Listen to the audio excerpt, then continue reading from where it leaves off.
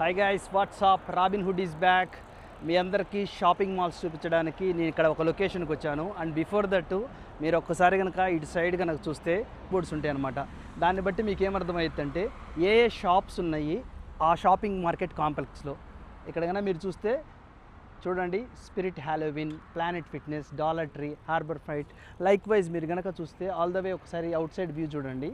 ఇక్కడ long view నుంచి చూసినట్లయితే పపాయస్, అది కైండ్ ఆఫ్ ఎలాగంటే అది ఒక చికెను అలాంటి నాన్ వెజ్ దొరికే వన్ ఆఫ్ ద షాప్ అండి. ఇట్స్ వెరీ ఫేమస్ ఇక్కడ యూఎస్లో.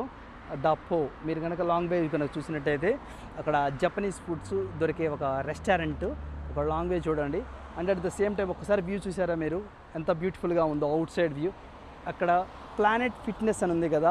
అమెరికాలో నువ్వు కనుక జిమ్కి వెళ్ళాలి అంటే చాలా రిలయబుల్గా అతి తక్కువ ప్రైజ్లో జిమ్ సెంటర్ అనమాట. హార్డ్లీ దే ఆర్ ఛార్జ్ $10 అండి. ప్రతి నెల ఒక ఇండియన్ కరెన్సీలో చెప్పాలంటే ఒక $900 ఛార్జ్ చేస్తారు ప్లానెట్ ఫిట్నెస్ అనేది. మనకు కూడా ఒక మెంబర్షిప్ ఉందిలేండి ఆడ. అది ఎప్పటి నుంచో ఉంది, లాస్ట్ 3 ఏళ్ళలో మేబీ ఒక 4-5 సార్లు ఉంటాను అంతేను. మొబైల్ అనేది ఇక్కడ యుఎస్లో మీకు మొబైల్ నెట్వర్క్ గురించి చెప్పాలి ఖచ్చితంగా. అమెరికాలో టాప్ నాచ్ 3 మొబైల్ నెట్వర్క్స్ ఉంటాయి. ఫస్ట్ వచ్చేసరికి వెరైజాన్ అనమాట. And after that T Mobile, తర్వాత వచ్చేసరికి ఎక్కువ మంది కస్టమర్లు ఉన్నది AT&T. ఈ మూడేనండి మీకు నెట్వర్క్ కనుక ప్రాపర్గా కావాలి అనుకుంటే మొబైల్ నెట్వర్క్. ఈ 3 నెట్వర్క్ల తర్వాతే యుఎస్లో అనమాట.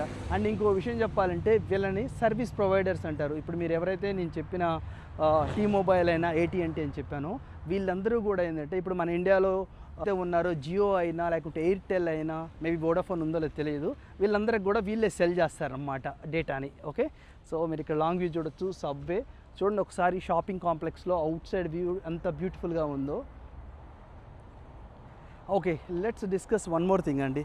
అసలు నేను ఇప్పుడు మళ్ళీ ఇన్ని రోజుల తర్వాత లాస్ట్ 3 ఏళ్ళలో కరెక్ట్గా చెప్పాలంటే 2-3 సార్లు వచ్చినండి మళ్ళీ ఏడే ప్లానెట్ ఫిట్నెస్ ఈ లొకేషన్కి ఎందుకు వచ్చానని చెప్తాను. రీసెంట్గా నేను నా కొడుకు కలిసి ఒక సినిమా చూసాము. ఆ సినిమా పేరు వచ్చేసరికి మన ప్రభాస్ అన్నది సలార్ మూవీ.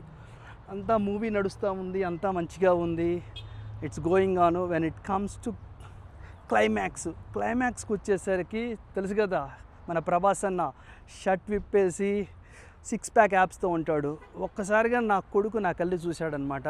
నా కళ్ళు చూసేసి, daddy I want you to be strong like that, can you make a 6 pack body అని అడిగాడు.